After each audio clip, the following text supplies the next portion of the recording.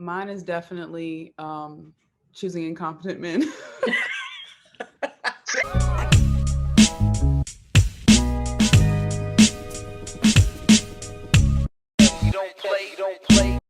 Before we get started on today's episode, I'd like to introduce to you our Black owned business of the week, where we showcase quality Black owned businesses for you to support every week. This week's business is Rome's Pups by Jerome Carey. Jerome is a reputable dog breeder based out of Charlotte, North Carolina, that specializes in Yorkies, Poodles, and Chihuahuas. In addition to these pure breeds, Rome's Pups also has Yorkie Poos and other hybrids of these variations. If you have a loving home and you're looking to add a four-legged member to your family, be sure to reach out to Rome's Pups regardless of where you are. Enjoyed the discussion on episode 116 so much that we had to run it back for a part 2. On this week's episode of the Infusion Breakdown Show, the Breakdown crew was joined by returning guest Diamond Moneta and host of the Ask Maj podcast, Maj and Gary, to discuss what is submission in a relationship, as well as exploring the dynamic between the masculine and feminine. Let's see what we come up with. So the question we have for today, what does it mean to submit in relationships? Comment below, let us know your opinion. Also, the guest for today's episode includes model Dami Williams and the host of the Ask Maj podcast, Maj Gary. Welcome back. Thank you for having us. Okay, so question is, and you said, what was the question? Can you read it one more time? What does it mean to submit in relationships? Okay, what does it mean to submit? That's a good question. If I was to say, what does it mean to submit?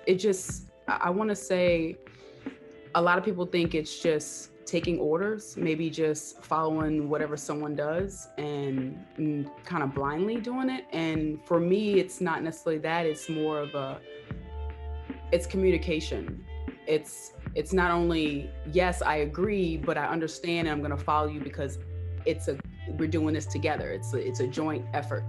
I think it's also, it can be kind of, I feel like it is sometimes one-sided because it's more of dependent on the man. And I think that's what a lot of people think, especially if, you're supposed to be head of household and you're supposed to be this leader. But I think women can absolutely submit in reference to someone, and if they need to take the lead, I think the man should be able to submit as well. I think it should be similar. But what I think it means is, like I said, communication. I think if one can't take the lead, the other should be able to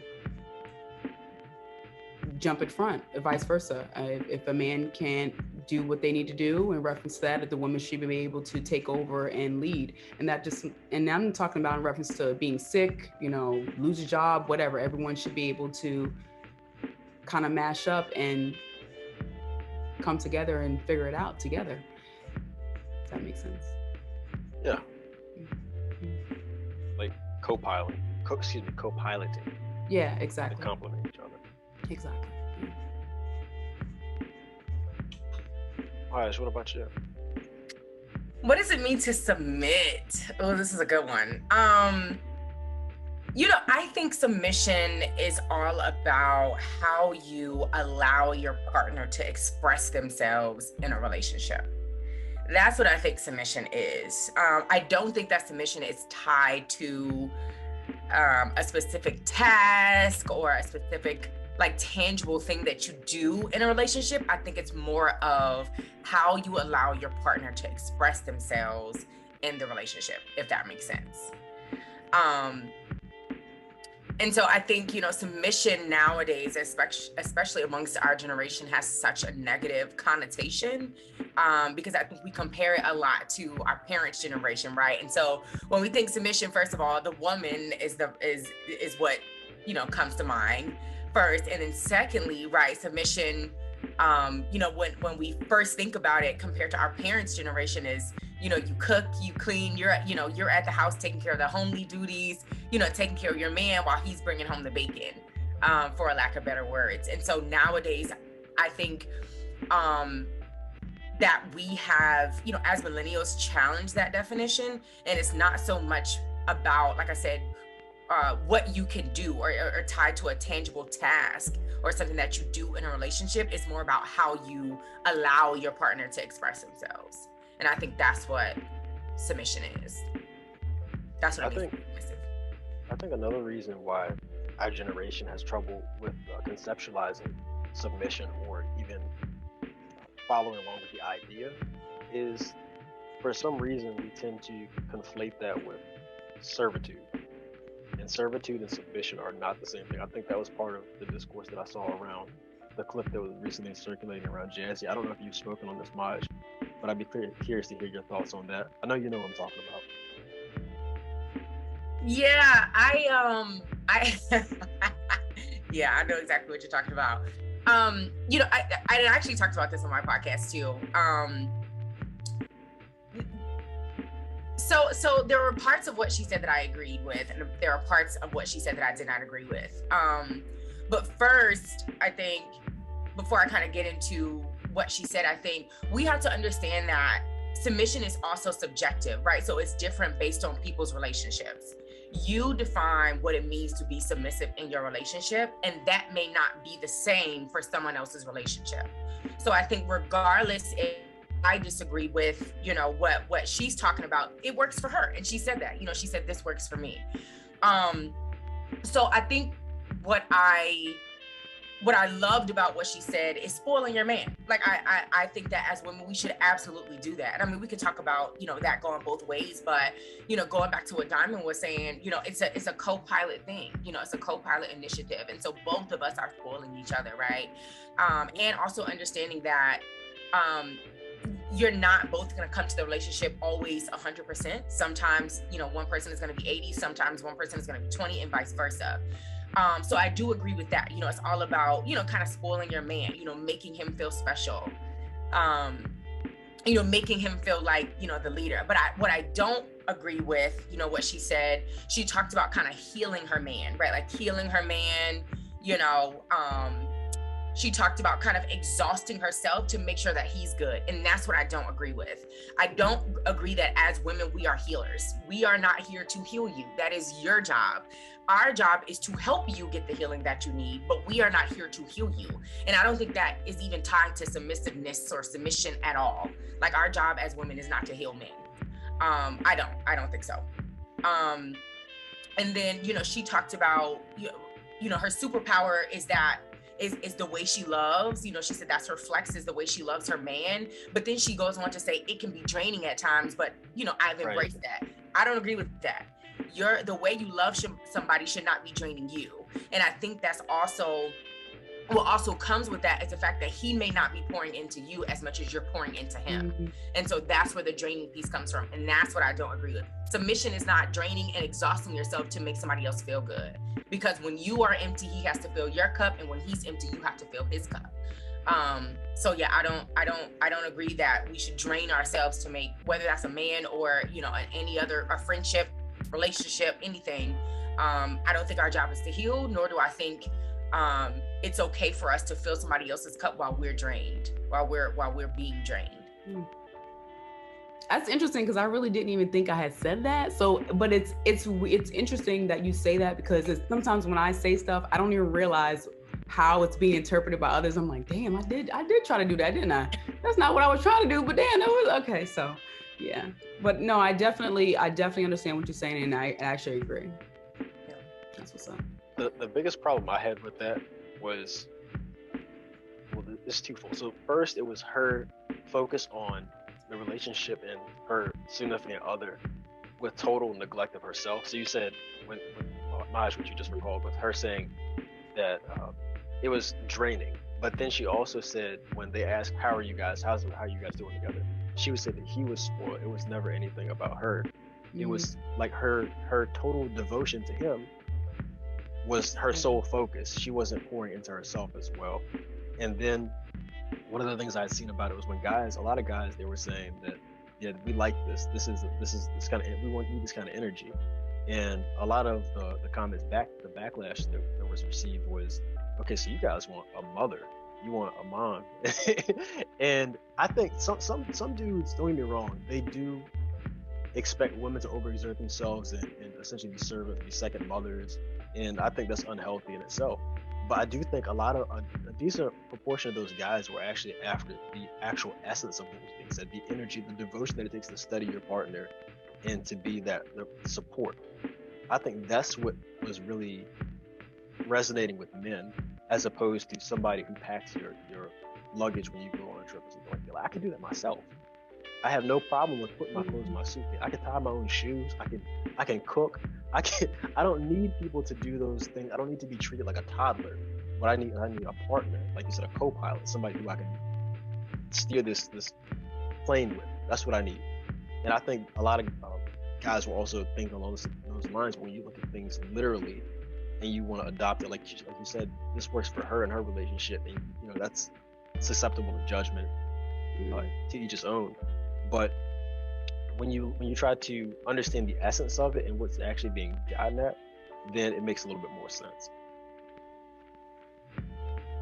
I definitely think guys are capable, and they realize, oh yeah, I can do this by myself. But if you're gonna volunteer to do it, well shoot, that's what it is. I think a lot of guys don't really, they want that. I feel that they don't want a mother figure, but they don't want to have to deal with doing the basic stuff that their mom did for them. Like, they don't want to have to fold their clothes. They don't want to have to do that. Yes, they can absolutely do it themselves because their mom knows they taught them how to do it, but it doesn't necessarily mean that they're just going to volunteer to do it. And I feel like that's a problem with women. Like, we let it happen. Like, just like you said, it's like for me, even what I just said, I was like, it's draining for me, but I'm going to do it because I want this person to be pleased. I want to make them happy, not really thinking about yourself. So if it's, oh, well, she's just going to volunteer to do it every day, well, I'm not going to say no. I'm just going to let her do it, because either I don't know that, okay, maybe I should volunteer. Hey, don't do it today. I'm going to do it today. It's just, oh, well, if she wants to do it, I guess she wants to do it. Like, that's her calling. She wants to cook and clean. She wants to do, like, you don't realize, no, you can jump in at any time. Don't feel like this is my job. And I think that also goes with being submissive. Like, oh, well, I've already done it, this whole time. I'm just going to continue doing it, not really thinking this should be a two-part job now. It's not just you anymore. It should be this communication of, hey, I'm tired. Or don't be ashamed to be like, I'm uncomfortable with doing this now. I've been doing this for 3-4 years. I no longer want to do this. I want to try something different. Have that I guess that momentum to express themselves as well. So I think that's where we kind of drop the ball. And I say we because I guess we allow it.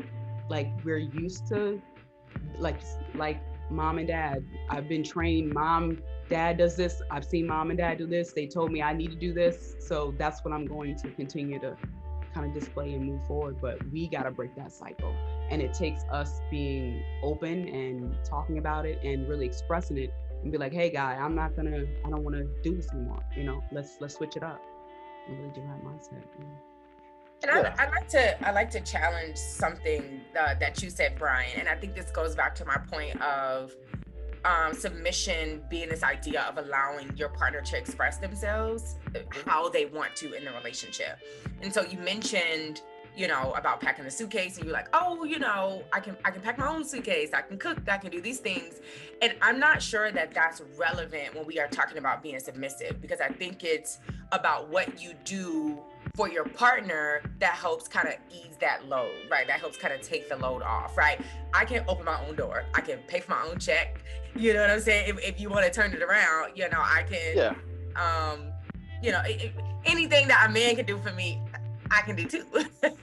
But I allow you to open my door, my car door. I allow you, if you choose to pay for the check, I allow you to choose the place for dinner. I allow you to, do those things in the relationship, because that's what makes you feel needed, right? Like, that's what makes you feel like a man.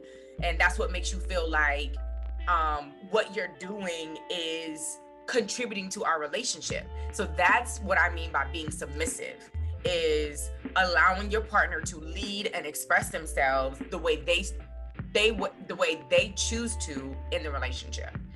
And so that's what I was saying, going back to like Jazzy's point about, packing. And obviously, like I say, I going back to like, it's subjective, I ain't packing no clothes for no man. But, girl, if you do, if that takes a load off of your man and that works for your relationship, like, by all means. But there are things that I do in my relationship that I know my man can do for himself However, I also know that me doing it takes the load off, you know, makes his life a little bit easier. You know, I know it's helpful. I know that you can do it, but I know that it's helpful. And so I think that's where the idea of like submissiveness is. It's like I said, allowing, you know, your partner to lead and express themselves in the way that they choose to in a relationship. Right. So that specific point when I was talking about the acts of packing the suitcase and things, that was more so addressing what I saw going on in terms of people discussing the video itself. Yeah. So, yeah, but I think in terms of like submission, I think I had never thought of it about in terms of providing a space and allowing your partner to show up in the way that they do. I think that's probably the best concise definition that I've encountered to date, and I actually like that a lot. So Diamond, when you were talking, I thought about this. There's a high level conversation about 19 Keys and Ronnie Brown that just came out this week, and they talked about the dynamic of masculine and feminine. It was a beautiful discussion. I definitely recommend everybody to watch it if you have time. But they talked about communication is consideration. And when you were talking about, okay, maybe you've been doing this for 4 years and you don't need to do this. So a lot of people, like the thing that gets beaten to death is communication is key. I think communication is consideration is better, which is what 19 Keys said, was that it's a constant discussion about what is in the best interest of your partner. So like checking in with them and letting them know, just because she is the one who traditionally might do all of task X or something like that, but still checking in with the person, because they could get tired of that. And just because you can do something doesn't mean that you don't get tired in general. So it's like, unless you're actually having that ongoing dialogue and being proactive, because a lot of times people, and specifically women, will suppress things and not bring it to the forefront. But checking in with your woman as a man and seeing how she's feeling, and then doing something to make her a little lighter as well. So I think that's a good counterbalance. And unless you have a considerate partner, you do run into things where you do end up being ran into the ground. And you know, another thing too, going back to Jazzy's point, you know, one thing she said, you know, she talked about like rubbing her man's back. Like she's like, oh, I rub my man's back every night. And I'm like, girl, if you rubbing his back every night, when your back getting rubbed? Like when your feet getting rubbed? And so I think it goes back to the point of just like not draining and exhausting yourself. Girl, anybody rubbing no man's back every night? I'm tired. No, ma'am, you play.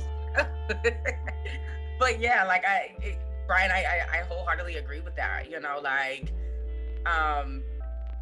even if you're, I wouldn't even say role, but something that you typically take on in the relationship, like it's cool for the other person to check in and say, hey, let me take care of that today. Like you usually always do that. Like, you know, let me take care of that today. So yeah, that's a hallmark of somebody who cares. Yeah, I think that was a really good point. Mr. Freeman, what do you think? Did you answer the question already? Me? Yeah. No. Oh, okay. Intentionally. Oh, okay. So you're saving. Okay. When it comes to me and the question, what I had was simple: being open to the desires of your partner in a relationship. And I think that kind of what goes around along the lines of what Maj said, but I think it's just that simple. I don't think it's about someone being dominant or someone being submissive. Maybe that could be emphasized like sexually or something like that, but a relationship should be a partnership and about balance, basically. And most of the time when people talk about submitting, like you guys said, they mean surrendering all control or serving a person. So, but I think it's simply about being open to the desires of the partner relationship. And I think, and I really feel like we as people put too much stock into this. Like we think too much about this and we oversimplify it to a way. I think like Maj said on the last episode, it's about finding somebody on your same wavelength, somebody that just matches you. And if a woman believes she should serve a man or agrees with a man that she shouldn't get her nails done every so often, then she's on that, and then they're probably on the same wavelength. And so I think that's really what it is, just finding somebody who matches you. And if you come across a man and you have the same mindset of, oh yeah, I should serve him, just like kind of what Jazzy said, like if she enjoys that, hey, do you, boo boo? Yeah, you got it. Like, but it's just about finding somebody who matches you. And I think we put too much stock into this. I don't know if it's people or as Black people, because you don't really see a lot of white people or a lot of, Latinos or something like that saying stuff like this. So, but I do want to ask, why, if it is us as Black people, why do we put so much stock into, why do we emphasize submitting in a relationship so much as Black people? You don't really hear that from like other cultures, from like white people, Well, other cultures. What'd you say, Bryan? This is a short answer. Other cultures aren't as divided as we are. And I think it's because of money. I think it's because of money. No other cultures praise money like Black people do.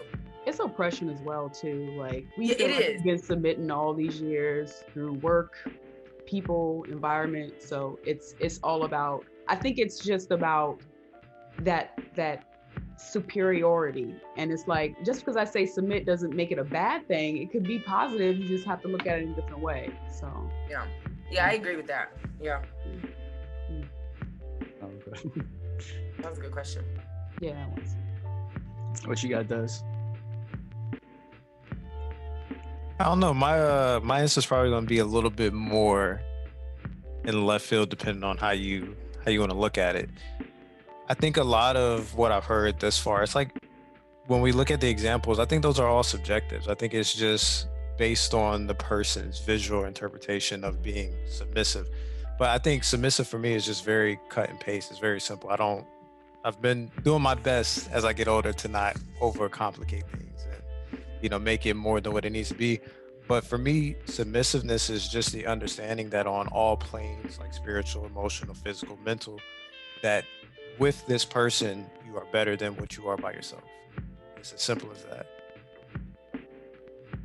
The commitment aspect, I think, is what you guys are getting at. The acts of service, the way you show love, the way you show your commitment, the way you're satisfying the other person. I think submissiveness is just that simple understanding that two is better than one. And that's not a common feeling. And I think we overlook that you may have as many bodies as you want. You may have as many men as you have. You have as many bitches as you got. But you're not equal. And I think when you come to the realization that few and far between, few times in your life, you will meet someone that is your equal, I think your understanding of what it means to be submissive will, amplify. And it'll be on that level to where you're finishing his sentence as he's getting to the end, or you're finishing her sentence, or you already know all these things because it's effortless, because you guys are bound as one, but two individuals at the same time. And that's what was kind of going back on the last episode, to where it's like, it's not you in the relationship, it's you and the relationship. And that spiritual embodiment exists just as much as that, in the relationship, as much as that individual spiritual, body is as well. Like both are two valid playing fields that needs like the proper, TLC, if you want to put it that way. They need that tender love and care. You got to care for yourself just as much as you're caring for the relationship. So when you guys are, interchanging and interweaving in between the two, it's like effortless. Because as you guys were giving that example to where like you're giving and it's exhausting, that's because you're just stuck in that weave of us. You're not coming back and checking in with the eye and making sure you're good to go. So when you come back into that weave, everything is just flush, and there's no, it's just seamless. Like that. That's the only way as I can put it. Submissiveness is seamless. I had a bit of a different take as well, Des. So in terms of actual submission, I think outside of a traditional context, both people submit to the relationship in the service of something greater to each other. I think that's something that's very much so overlooked. But it's when it comes to how it actually plays out in the relationship, this is something that I'm more so still collecting my thoughts. And I like a lot of what was being said here in terms of providing that space, or allowing, rather. I think that's how you phrase it, Maj. And I'll go into why I chose that specific word phrase later, but I just wanted to add that bit. But I'm also curious. So we talked a lot about submission and what is it to submit in a relationship. And so I want to look at the inverse of that, the provision side of things. And so this is something that was specifically requested. Shout out to GB. somebody who said that they had watched the last episode, and she said she wished that we would have spoken on this a little bit more. And I kind of wanted to take a second to get you guys' thoughts on the provision aspect. And that's where you're collecting your thoughts. Hopefully, I really hope something is triggered and brings it back to you. But in very much so the same way, Maj, you say you're allowing a certain space to exist. I think the provision side of thing is to create an intentional space for your partner to flourish in a certain atmosphere of peace. Because like there's a lot of, for example, finding ways to alleviate the turmoil. Like, you know that, okay, things are going to be hectic, so making sure things are planned out, providing order and stability inside of that relationship to where the other person's worries are minimized. And I think that it sounds pretty damn similar to what you were saying, but I think it's, in my mind, I associate the provision more so with the masculine energy and the submission side more so with the feminine energy, just in a traditional context. And maybe, say, I don't know how exactly you guys feel about that, but I think that's an inherent association that a lot of people do have. And I don't think that submission is just as much what you just said. I don't think it's total servitude to a dictator or anything like that. And I think that if people had that in mind, they would have like a visceral reaction to what I just said. But when you understand like the space that you're providing and allowing in the dynamic between the two, I think it makes a lot more sense, and I hope it does. So Bryan, let me ask you this before I jump in here. What question, I guess, are you posing, or what idea are you posing? Yeah, I was asking, what are your thoughts on provision? So we discussed like submission. I think submission and provision are two opposite sides of the coin. Mm-hmm. And so I was asking, like, what are your thoughts on that? How would you define that? So first, let me. Did anybody else want to jump in here?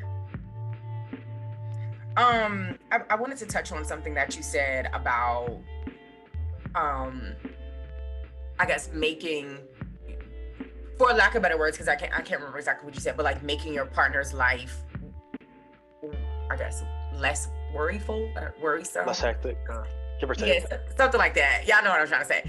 I think we're also overlooking like the clause "to the best of your ability," and so I think it's good to look at it as creating that safe space for your partner to flourish, but to the best of your ability, right? Because going back to what Des was saying, it's you in the relationship, so you still have to focus on that I, right? And then bring your full self into the relationship.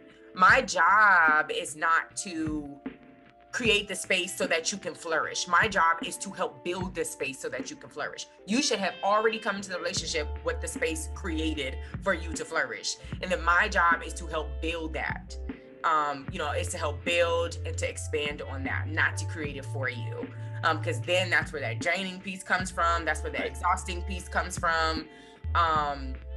And so, yeah, I think that's what I would say to your point is, adding that additional clause of like to the best of your ability and making sure that you're showing up to the relationship with your full self.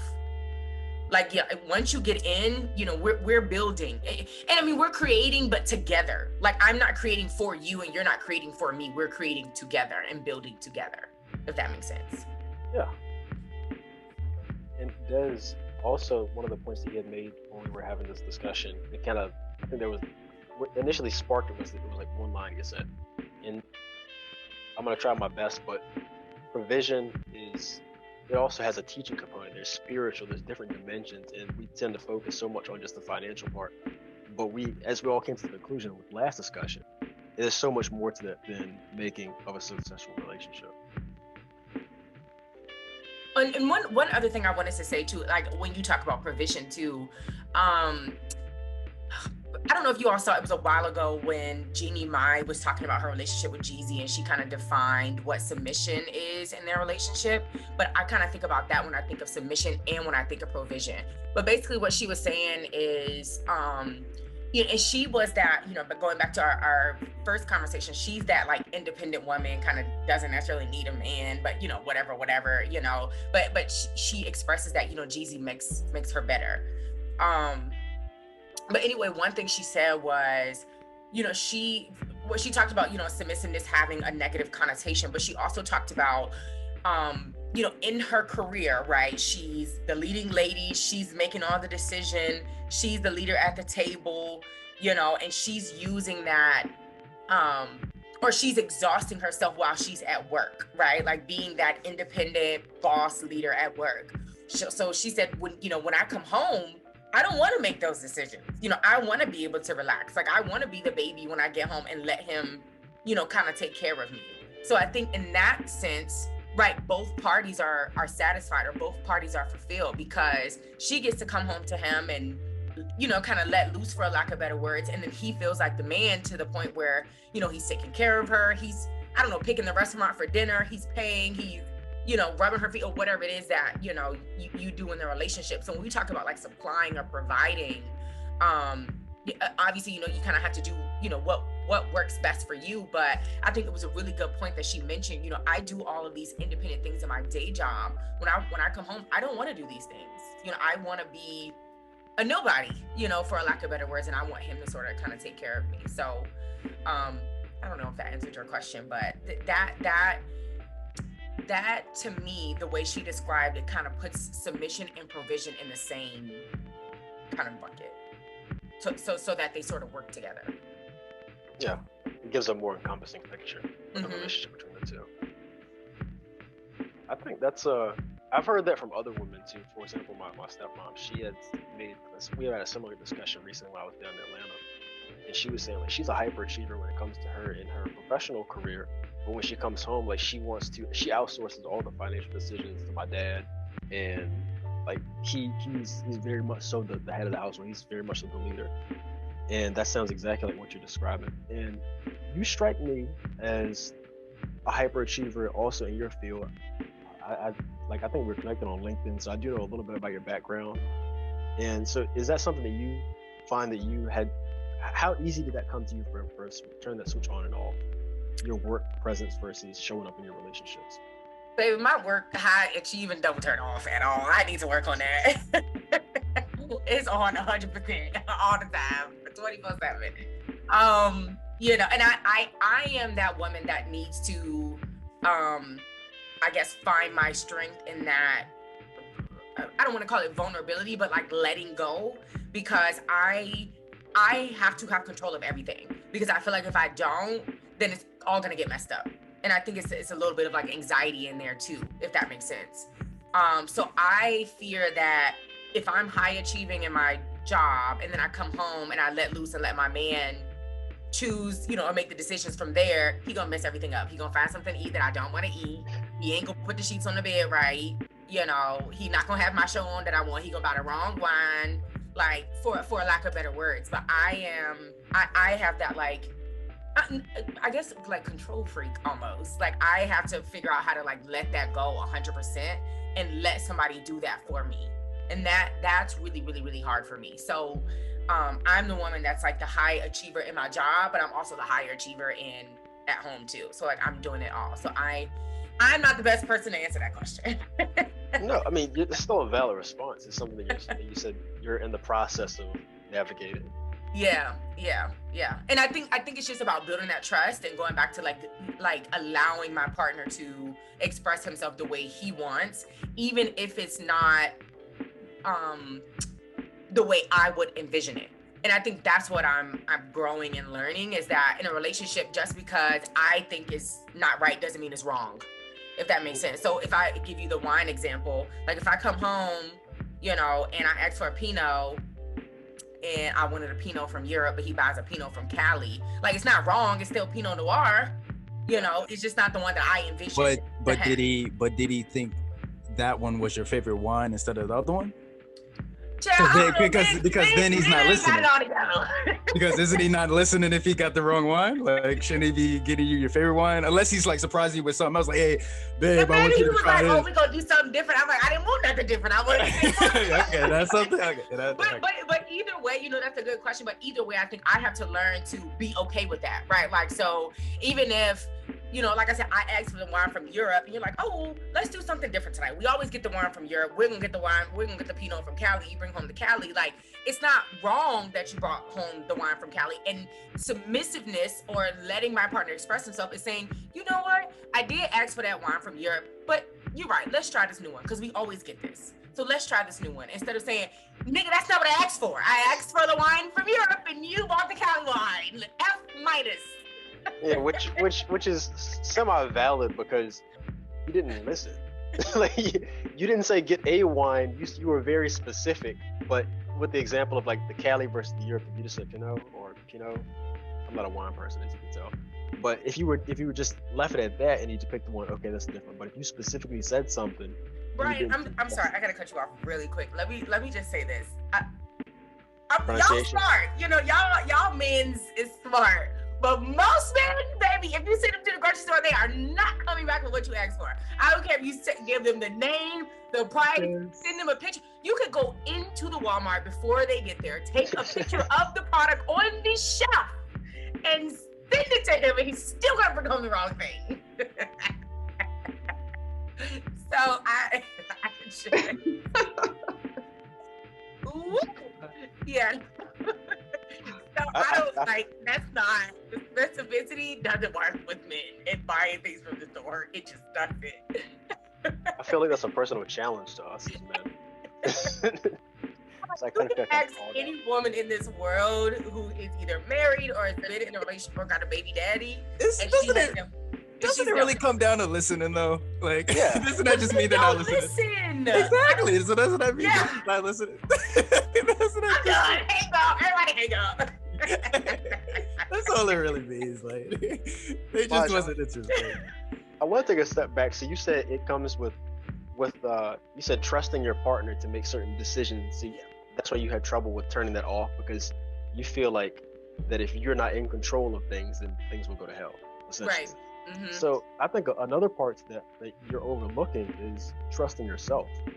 So trusting yourself and making a good judgment when it comes to your partner. Absolutely. Like, if you can't trust the individual to handle things and lead, then why are you with the person? My decision is a little effed up. You are absolutely right. Well, I'm not. I don't want to call you out like that, but this is. You can call me out. It's okay. My therapist, she be getting me together, so I know how to take constructive criticism. Okay, that's good. No, but you know, it's so funny. Like, I mentioned my therapist, but she really does say that, like, learning to trust yourself, because when you, it's a whole like anxiety thing, and that's where anxiety comes from, like not trusting yourself. So then when you put your trust in other people, you feel like things are gonna go to hell because you don't. It's a whole thing. So you are absolutely right. Like, you are absolutely right. But I think, you know, and not just me. I think, you know, it's hard to, I guess. I would say, like, trust yourself going into a relationship, because there are so many different influences. So to be 100% like trusting yourself it's really hard. I mean, I'll say that personally. Like, you know, you want your parents to love your partner, you want your friends to love your partner, you know, all those things. But I feel like if you 100% trust yourself, those things don't matter when it comes to making that decision. The only reason I bring that up is just because, like, a woman like yourself or Diamond or you all's caliber, I have trouble believing that you would choose an incompetent partner. That's why I brought up the piece about trusting yourself. Yeah. Am I being too generous in my assumption? Isn't it possible to meet somebody and you find out later, like, oh wait, this person isn't? So it's possible they can. It is, but you can approximate. What do you mean by incompetent? Someone who isn't capable of handling things in the manner that you just described. So if you needed them to make certain decisions or perform certain things without your supervision, then they would get done correctly. So okay, thank you for specifying that. So my issue, I guess, in relationships is not necessarily choosing incompetent men. It's about letting go, like letting go of control. And I think it's more of a me problem than it is in the choice I make in a man. Mine is definitely choosing incompetent men. I I think the two are related though. But go ahead and elaborate. Thank you for your honesty. There are strength and vulnerability, sis. Oh God. It's when I look at like my career and what I want, like I have like specific goals, and I'm like, all right, so this is my plan. I'm gonna stick with my plan. This is me. I'm gonna stick with diamond. Okay, we got 1, 2, 3. Got 3 steps. All right, let's do. So I'm doing like 1 step. I'm like, cool. 2 step, and then some incompetent man will come through like, hey, I got a better idea for you. Why don't we do A, B, and C? And in this way, and I'm like, that's. I can see how that possibly could work, but no, I think we're going, no, but listen, you do this, and then we could do, I'm like, well, okay, I guess we could try it. See, so yeah, no, it's me, but it's also, I'm a helper. I like to help people. And if I can like guide someone in a direction that can like benefit both of us, yeah, I'm down for it. But a lot of people are just in it for themselves. They want to be seen with you. They want to be just around you because you're thriving. They want to be in your mindset, in your aura, to suck your energy from you. So I'm learning to not stray away from my plan of A, B, and C. I got 3 steps. Well, how do I get to step 2.5 and then think that, I can do one of them? So for me, it's following my plan. It's sticking with my plan. And I got this intuition. I'd be like, Diamond, I think we shouldn't do that. And I'm like, no, we could help him. He needs help. Let's help him. So for me, it's, let's do this together. You clearly need my help. I'm Diamond. You clearly need me. So it's more of a choosing incompetent, but also not really following my plan, straying off from what I want to do. Like I had this master plan and somehow I like tread away from it. So for me, I got to stick with what I'm doing. And my intuition always tells me, hey, Diamond, don't do that. But me, I'm like, oh no, we could go help. Let's just try something new. So it's just stick with my own plan. It's incompetence over here. My bad, y'all. I'm working through it. Yeah, I appreciate the honesty and transparency here.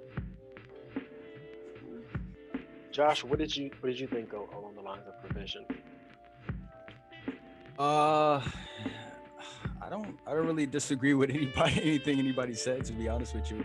I don't really have anything new to add in terms of provision, to be honest with you. I got a question though. Sure. I know we talked about provision and submitting. How do you feel about, like, what are your thoughts on healing together? Like people people like, oh, we could fix this together. Let's do this together. Like what are y'all? I want to know what y'all thoughts are on healing together, learning together, not building, learning to build. Does that make sense? Like basic. Oh. Because healing is such a complex, very intricate thing. It's like, it's you. People heal and they have like similar stories. And this is what I was getting with like submission as well. Everything is subjective. You can relate to somebody, but nobody has ever gone through exactly what you have gone through. And that's why like I've gotten away from that, because at the end of the day, the very, very honest response is that's trauma bonding. It's the #1 form of how relationships start. You trauma bond without even realizing it half the time. It's like things that happened in your childhood, like, oh, maybe you got a whooping for, X, Y, and Z. And oh yeah, I got a whooping for the same exact thing. And then these conversations start flowing and they start, my answer is no, it's trauma bonding. I'm pretty sure people have made it work, but trauma bonding is like the #1 thing, because you heal in it, but then there's new traumas that come from that person.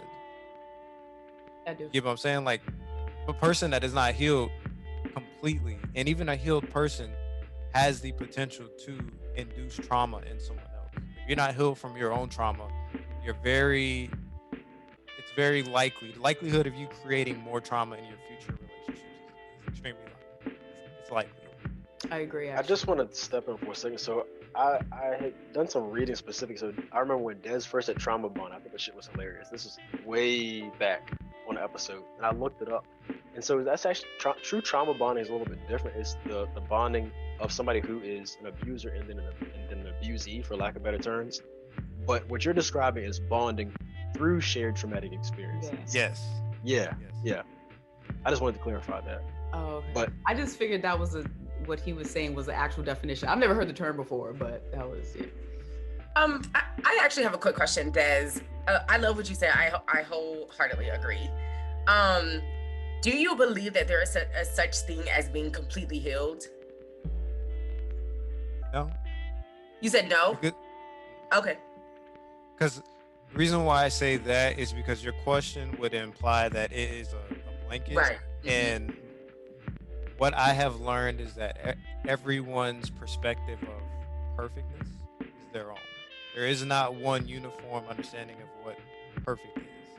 We think of it as like 100%, but you can be perfect in your own version of you. It may be imperfect in my version of what perfect is, but you're perfect in your own version. So I can say, yes, I am perfectly healed, but you, as a healed woman, might look at me and say, yeah, you're the furthest thing from me. So yeah. I'll say no, because there's not one true definition of there's not a staple of what healed looks like.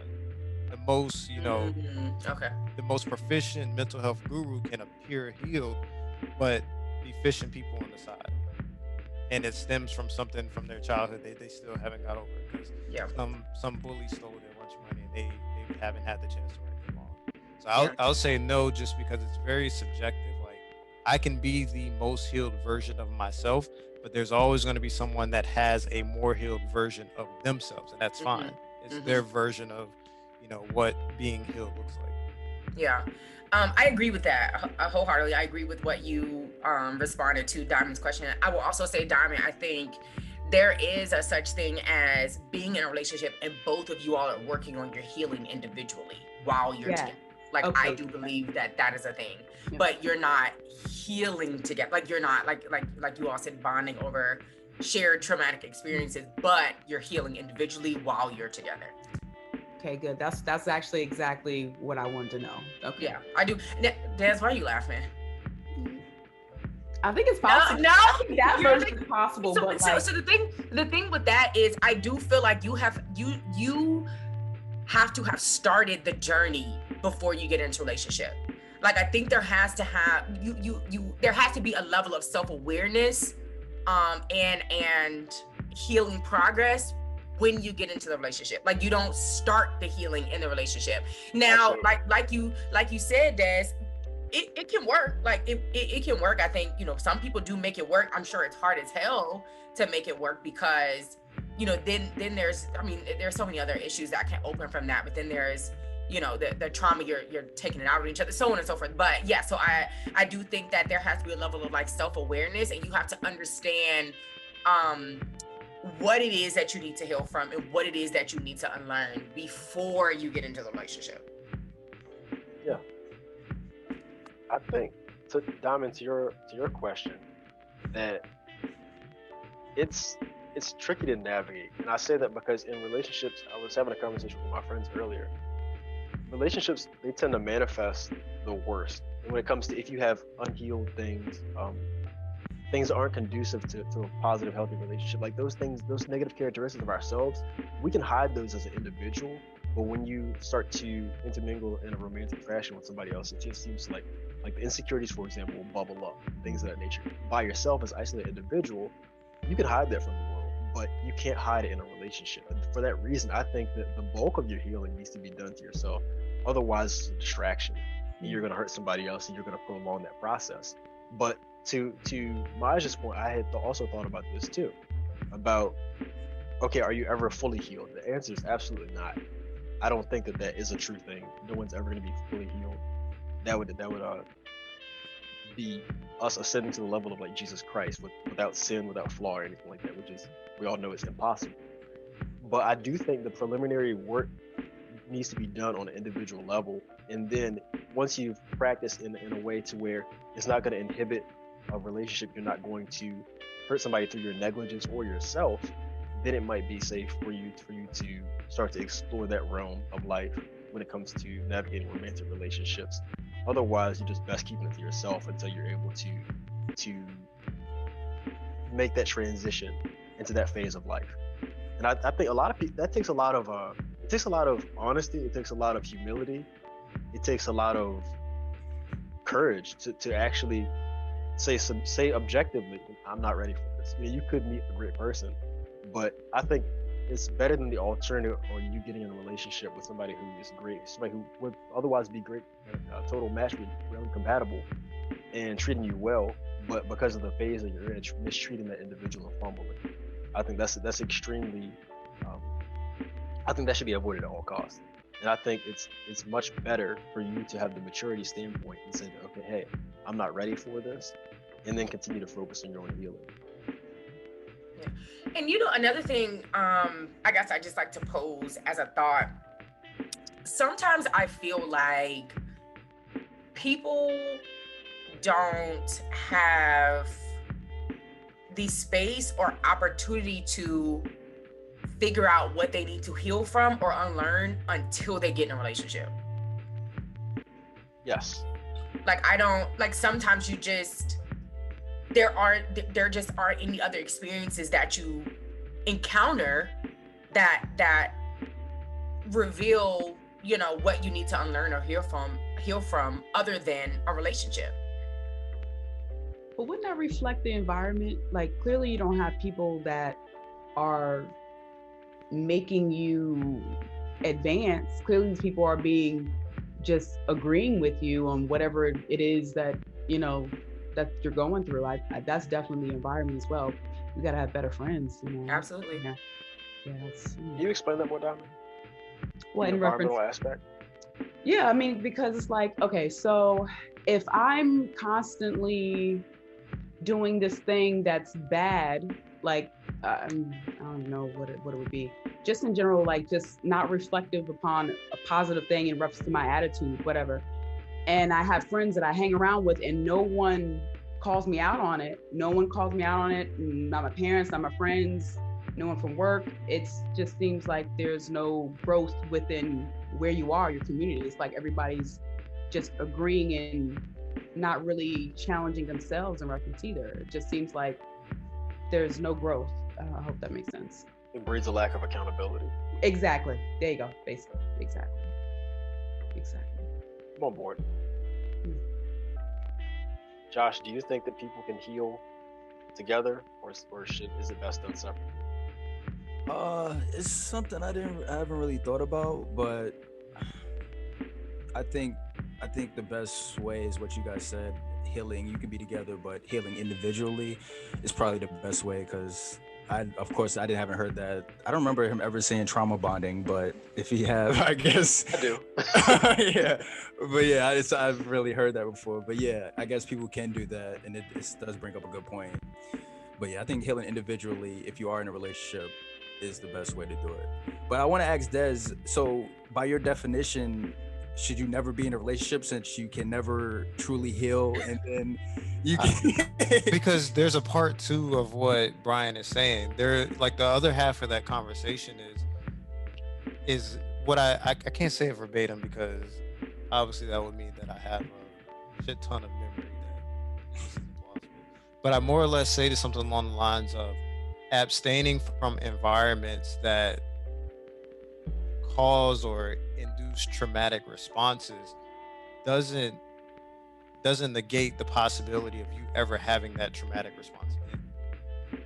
So essentially, like, if you're avoiding these pockets of life that trigger your trauma, at some point you're going to find yourself in that pocket, intentionally or unintentionally, and that trauma is going to re-trigger. So abstaining from a traumatic experience doesn't negate the fact that trauma is still there. I know for me, my number one, response to relationships that I'm no longer interested in is ghosting. Like I'm learning that when I have certain things that are triggered in a relationship, I haven't healed in a way that allows me to, bring them to the forefront to where there can be a discussion about it, or a discourse, or even just internal healing itself to where it no longer bothers me. So, I don't think that abstaining from dating is, plausible. I think it's just one of those things where I have to, at some point, be conscientious of my surroundings, my environments, people that I'm interacting with that are holding me accountable, and just growing at the end of the day. not gonna pitch this perfect game like I'm a faultless human being, but at the end of the day, I do have mine. Gotcha. You got anything else, Bryan? No. I am satisfied. Do any of the guests have any follow-up questions or anything else before we wrap things up? No. All right. You got a recommendation of the week, Des?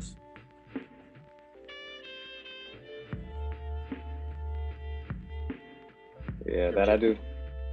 I know. Recording on the phone is never fun, but my recommendation of the week, we're gonna take it back to an album because it's been a while since I gave you guys an album, but it's gonna be Spaceships on the Blade by Larry June. This came out recently, and I guess an honorary one as well would be Clips, Lord Willing. This episode was recorded a day after its 20th anniversary, so if you're from Virginia, you definitely got to play it after listening to this. All right. I want to thank Diamond and Maj for coming back on the podcast. It was a great discussion. Appreciate you. As always, part of the Infusion Network. If you guys liked the episode, don't forget to hit the like button. We're going to see you guys next time. Peace. But while you're here, be sure to check out other great content from the Breakdown crew, including previous episodes of the podcast, Joshua versus Movies, Joshua versus Music, and of course, haven't forgotten about my plant lovers, Feel the Love. Just check out this begonia.